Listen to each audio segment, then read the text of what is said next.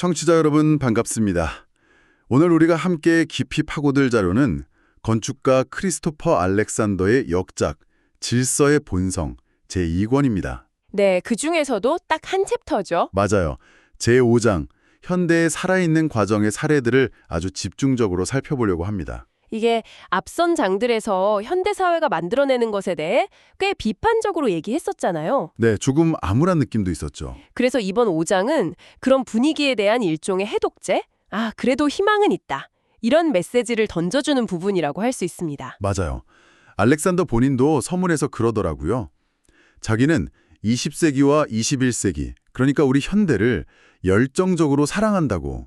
맞아요. 심지어 그 캘리포니아의 복잡한 고속도로에서도 인간의 욕망이 느껴져서 기쁘다고까지 하죠. 네, 물론 우리 시대의 파괴적인 면을 모르는 건 아니지만 관점만 제대로 바꾼다면 바로 우리 시대 안에서도 새로운 종류의 살아있는 세계를 찾을 수 있다. 이렇게 믿는 거죠. 바로 그겁니다. 그래서 오늘 우리의 임무는 명확합니다. 흔히 잡지에서 보는 그런 근사한 이미지 말고요. 네, 기업이나 유명 건축가들이 이게 좋은 겁니다 하고 만들어낸 그런 그림들이요. 그런 거 말고 우리 주변에 실제로 존재하는 진짜 생명의 순간들을 한번 포착해 보는 겁니다. 여기서 계속해서 나올 핵심 단어가 바로 전개, 영어로는 unfolding인데요. 네, 이건 누가 머릿속으로 완벽하게 디자인해서 인위적으로 만드는 거랑은 정반대 개념이에요. 정반대다. 네, 오히려 작은 과정들이 자연스럽게 한 겹 한 겹 쌓이면서 생명이 저절로 드러나는 것에 가깝죠. 그래서 오늘 볼 사례들이 막 화려하거나 세련된 건 아닐 수 있어요. 오히려 소박할 수도 있겠네요. 하지만 그 안에 담긴 힘은 훨씬 강렬할 겁니다. 좋습니다. 그럼 그 전개라는 개념 첫 번째 사례부터 한번 파헤쳐보죠. 알렉산더가 맨 처음 보여주는 게 뜻밖에도 건축이 아니라 흑백 사진 한 장이에요. 그렇죠. 마티스와 그의 새들. 네, 늙은 화가 마티스가 의자에 앉아있고 주변에 비둘기들이 막 자유롭게 날아다니고 있는데 이걸 보면 정말 살아있다는 느낌이 들거든요. 근데 이게 디자인된 게 아니라고요. 바로 그겁니다. 그 사진 속 생명력은 마티스가 비둘기 10마리는 여기에, 5마리는 저기에 놔서 살아있는 풍경을 연출해야지 이렇게 계획해서 나온 게 아니라는 거죠. 그냥 새 장을 들여놓고 새들 먹이를 주고 풀어주고 또 그걸 그리고 이런 아주 사소하고 솔직한 행동들이 쌓인 결과물일 뿐이라는 겁니다. 아하. 그러니까 어떤 최종 그림을 염두에 둔 게 아니라 그 순간의 감정과 충동에 충실했던 그 과정 자체가 결과를 만들어냈다. 이런 거군요. 정확합니다. 거창한 계획이 아니라 검열받지 않은 자연스러운 충동. 알렉산더는 진정한 생명력이 바로 이런 기쁨이나 자유 같은 우리의 감정과 아주 가까운 곳에 있다고 말하는 거죠. 이런 관점을 건축에 적용하니까 정말 흥미로워지는데요. 스리랑카 건축가 제프리 바워의 집 사례가 등장합니다. 네, 사진만 봐도 정말 아름답죠. 수년에 걸쳐 천천히 지었다는 게 느껴져요. 인위적인 화려함보다는 깊은 우아함. 특히 그 빛이 공간을 채우는 방식이 정말 알렉산더는 바와가 어떤 과정을 거쳤을지 상상을 해봐요. 아마 정해진 설계도를 한 번에 뚝딱 지은 게 아닐 거다. 첫째, 전체를 아주 조금씩 천천히 만들어 나간다. 둘째, 기둥 하나, 창문 하나를 놓을 때마다 그게 정말 마음에 들 때까지 작업한다. 셋째, 무엇보다 빛이 어떻게 들어오고 공간을 아름답게 만드는지에 집중한다. 그리고 이 과정을 계속 반복하는 거죠. 잠깐만요. 그건 일반적인 건축 방식하고는 완전히 다른데요. 보통은 완벽한 청사진을 그리고 그걸 그대로 실행하는 게 목표잖아요. 그렇죠. 그런데 이건 마치 조각가가 돌을 조금씩 깎아내면서 형태를 찾아가는 것에 더 가까워 보여요. 정확한 비유입니다. 여기서 핵심 통찰은 완벽한 계획이 아니라 올바른 과정이라는 거죠. 결과물이 처음부터 예측되지 않더라도 한 단계 한 단계가 전체와 조화를 이루도록 신중하게 밟아나가면 생명력 있는 결과는 저절로 따라온다는 겁니다. 와, 건축에 대한 기존 상식을 완전히 뒤집는 이야기네요. 그렇죠. 한 사람의 집이 그런 유기적인 과정을 통해 만들어질 수 있다면 수백만 명이 사는 거대한 도시도 그럴 수 있을까요? 얼핏 생각하면 불가능할 것 같죠? 네. 그런데 알렉산더는 바로 뉴욕 맨해튼 남부에서 그 증거를 찾았다고 합니다. 1950년대 월스트리트 주변 항공사진을 보면 정말 복잡한데 이상하게 혼란스럽기보다는 어떤 유기적인 질서가 느껴져요. 맞아요. 근데 여기서 재미있는 점은 맨해튼의 그 유명한 격자형 도로 있잖아요. 네네. 그게 사실 처음엔 땅의 원래 모습을 무시하고 인위적으로 덮어 씌운 어떻게 보면 좀 폭력적인 계획이었다는 겁니다. 잠깐만요.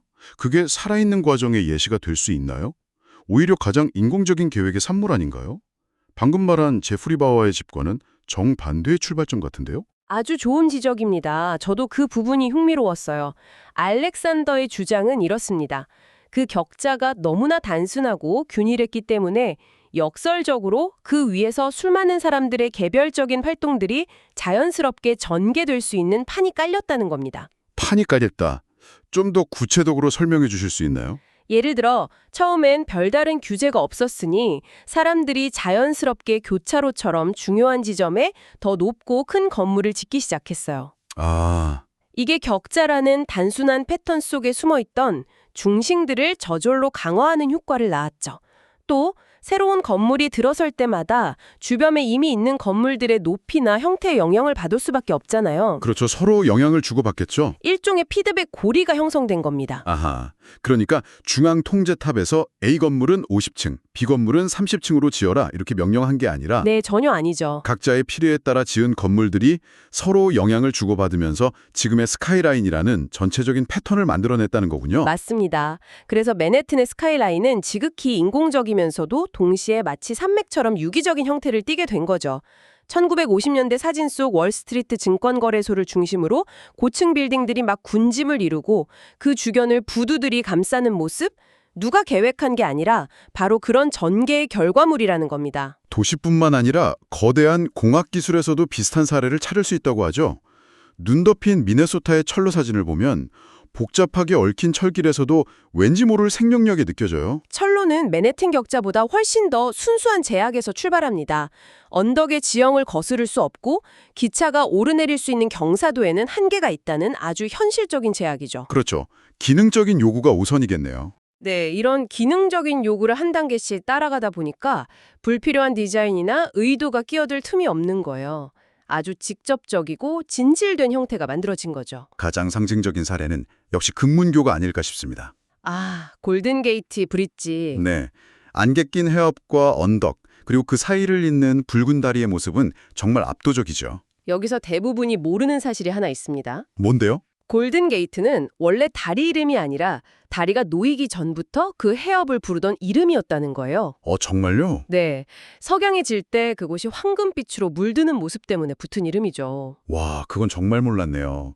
그럼 다리를 만든 사람들은 그 장소가 가진 원래의 의미와 구조를 파괴한 게 아니라 오히려 그걸 이해하고 있었다는 거군요. 그렇습니다. 그들은 그 장소의 본질을 깊이 이해하고 보존하려 했습니다. 그 결과 다리는 자연 경관을 해치는 이물질이 아니라 오히려 그 아름다움을 완성하고 강화하는 존재가 되었죠. 이제는 다리 자체가 골든게이트의 상징이 되었으니까요. 그렇죠. 그런데 잠깐만요. 금문교 같은 거대한 구조물이 디자인된 게 아니라 과정에서 저절로 생성되었다는 건 좀 믿기 힘든데요. 네, 그럴 수 있죠. 분명히 수많은 엔지니어들이 치밀하게 계산해서 만든 완벽한 설계도가 있었을 거잖아요. 물론이죠. 설계도가 없었다는 뜻이 아닙니다. 여기서 핵심은 그 설계도의 가장 아름다운 부분, 바로 저 상징적인 곡선이 디자이너의 미적 감각이 이 커브가 예쁘겠군 하고 그린 결과가 아니라는 점입니다. 그럼 물리법칙이 만들었다고요? 네. 다리를 지을 때 거대한 케이블을 양쪽 타워에 처음 걸면 자체 무게 때문에 현수선이라는 자연스러운 곡선을 그려요. 아, 그런데 거기에 수직 케이블을 매달고 다리 상판에 엄청난 무게가 더해지면 그 힘을 가장 안정적으로 버텨내기 위해 곡선이 포물선 형태로 저절로 변형됩니다. 와. 엔지니어는 그 과정을 계산한 것이지 곡선의 모양을 임의로 창조한 게 아니에요. 그러니까 저 아름다운 곡선은 미학이 아니라 역학의 산물이군요. 과정 자체가 형태를 빚어낸 거네요. 정말 놀랍습니다. 20세기 거대 건축물 중에서 이런 사례는 극히 드뭅니다. 대부분은 건축가의 머릿속 이미지를 현실에 강제로 구현한 것들이죠. 그래서 금문교가 그토록 특별한 생명력을 갖는 겁니다. 좋습니다. 금문교나 맨해튼 스카이라인 같은 거대한 이야기는 알겠는데 솔직히 이게 우리 일상과 무슨 상관이 있을까 싶기도 해요. 네, 그렇죠. 당장 와닿지 않을 수 있죠. 제가 아파트를 전개 과정으로 지을 순 없잖아요. 우리 삶 속에서도 이런 살아있는 과정을 발견할 수 있을까요? 바로 그 지점을 알렉산더가 파고듭니다. 그리고 아주 평범한 활동, 정원의 수선화 심기에서 그 본질을 찾아내요. 수선화 심기요? 네. 그가 자기 정원에 수선화를 심었던 과정을 설명하는 대목이 아주 인상적입니다. 어떻게 심었는데요? 그냥 예뻐 보이는 곳에 심은 거 아닌가요? 전혀요. 그는 먼저 어떤 계획도 없이 정원을 몇 번이고 그냥 어슬렁거리며 걷습니다. 그러면서 이 공간의 중심이 되는 것들이 뭔지 느끼는 거죠. 큰 버드나무, 오래된 담벼락, 널든 잔디밭 같은 것들요. 아, 단순히 꽃 심을 자리를 찾는 게 아니라 공간 전체의 구조를 몸으로 느끼는 거군요. 이 정원 전체의 생명력에 가장 큰 보탬이 될까? 그는 여러 중심들 중에 잔디밭이라는 중심을 강화하기로 마음먹고 잔디밭 가장자리를 따라 수선화를 심어서 테두리를 만들어주기로 결정합니다. 계획을 따르는 게 아니라 전체와의 관계 속에서 최선의 다음 단계를 찾아 나가는 거죠. 머릿속으로 그림을 그리고 실행하는 게 아니라 공간과 대화하면서 한 걸음씩 나아가는 느낌이네요. 바로 그겁니다. 심지어 그 결정을 내리고 나서도 그게 정말로 전체의 느낌을 더 좋게 만드는지 마음속으로 시뮬레이션해 본 뒤에야 비로소 실행에 옮깁니다. 이게 바로 기존의 구조를 존중하고 강화하는 살아있는 과정의 전용적인 모습인 거죠. 일상의 다른 사례들도 재미있어요. 파리 릭상부르 공원의 의자들 사진을 보면 그냥 평범한 강철 의자들이 막 흩어져 있거든요. 이 의자들의 핵심은 고정되어 있지 않다는 겁니다. 아, 사람들이 햇볕을 쬐고 싶으면 햇볕 드는 곳으로, 친구랑 이야기하고 싶으면 마주보게, 혼자 조용히 있고 싶으면 나무 그늘 아래로 자기 마음대로 의자를 옮기죠. 네, 그렇죠. 그 수많은 개별적인 행동들이 모여서 어떤 자연스러운 패턴, 즉 건축이 탄생하는 겁니다. 그러고 보니 상하이 길거리의 탁구, 사진도 비슷한 맥락이네요. 남자와 소년이 길에서 탁구를 치려고 테이블을 놓는데 네, 주변에 세워진 자전거도 피해야 하고 지나가는 사람도 방해하면 안 되니까 무의식적으로 최적의 위치를 찾아내죠. 그들이 이 길거리 공간을 활성화시키자 같은 거창한 생각을 했을 리가 없잖아요. 없죠. 그냥 탁구를 잘 치고 싶다는 순수한 욕구에 따랐을 뿐입니다. 그런데 그 무심한 행동이 오히려 주변 공간에 딱 맞는 질서를 부여하는 거예요. 이 사례들에서 공통적으로 보이는 건 통제하려는 욕구의 부재, 그리고 어떤 최종 이미지에 대한 무관심 같아요. 정확합니다. 여기는 이렇게 보여야 해 라는 강박이 없다는 거죠. 그게 핵심입니다. 마지막으로 비 오는 타임스 스퀘어 흑백 사진을 보면 그게 더 명확해져요. 1959년 사진인데 비가 내리니까 화려한 광고판이나 네온사인 같은 과시적인 것들이 전부 배경으로 물러나요. 아, 그리고 젖은 아스팔트에 비친 불빛과 바쁘게 움직이는 우산 쓴 사람들의 모습이 전면에 드러납니다. 훨씬 인간적인 풍경이죠. 네, 정말 그러네요. 알렉산더는 바로 이 순간이 어떤 상업적인 이미지에도 통제되지 않는 날 것 그대로의 인간적인 사건들이 펼쳐지는 숙련이라고 말합니다. 아, 사람들이 그저 자신의 필요와 감각에 따라 자연스럽게 행동할 때 그 과정 자체가 주변 구조를 보존하고 강화하면서 진짜 생명력을 만들어낸다는 강력한 증거들이죠. 네. 오늘 크리스토퍼 알렉산더의 책을 통해 살아있는 구조라는 게 어떤 특정 스타일이나 전통 시대에만 있는 게 아니라는 걸 확인했네요. 네, 그렇죠. 현대 고속열차에서도 내 정원에서도 도시의 거리나 거대한 다리에서도 발견될 수 있는 과정의 문제였군요. 맞습니다. 핵심은 모든 걸 예측하고 통제하려는 거창한 마스터 플랜이 아니라 이미 존재하는 전체를 존중하고 그것을 보존하고 강화하는 작은 단계들의 합이라는 겁니다. 알렉산더는 책 말미에 남아프리카 소웨토나 브라질의 아주 소박한 집에서 사람들이 편안하게 지내는 사진을 보여주더군요. 네, 저도 그 사진 기억납니다. 겉보기엔 허름할 수 있지만 그 안에 사람들 표정은 정말 평온해 보였어요. 그렇습니다. 그리고 그는 이렇게 말합니다. 살아있는 세계를 창조하는 사회의 생성 시스템은 건물을 만드는 기계보다 더 미묘하고 더 중요하다. 이 말이 오늘 청취자 여러분께 깊은 생각거리를 던져줄 것 같습니다. 이제 이 대화가 끝나고 일상으로 돌아가시면 주변을 한번 새로운 눈으로 둘러보시면 좋겠습니다. 네. 인테리어 잡지나 SNS에 나오는 좋은 공간의 이미지는 잠시 잊어보시고요. 대신 진정한 생명이 전개되고 있는 순간은 어디에 있는지 한번 찾아보세요. 동네 카페에서 사람들이 무심코 만들어낸 의자 배열일 수도 있고 아무도 계획하지 않았지만 잔디밭에 자연스럽게 난 희미한 오솔길일 수도 있습니다. 어쩌면 더 살아있는 세상을 만드는 열쇠는 위대한 천재의 완벽한 디자인이 아니라 우리 각자의 작고 일상적인 생성 과정들을 억압하지 않고 자유롭게 풀어주는 데 있는 것은 아닐까요?